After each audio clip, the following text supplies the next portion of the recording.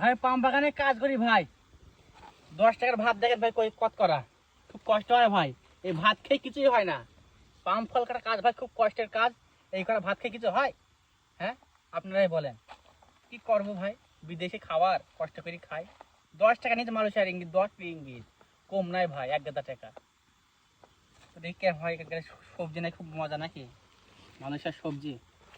মাংসের হলো বিসমিল্লাহ বিসমিল্লাহ। মাংসের কি বলবো ভাই, বিশাল মজা।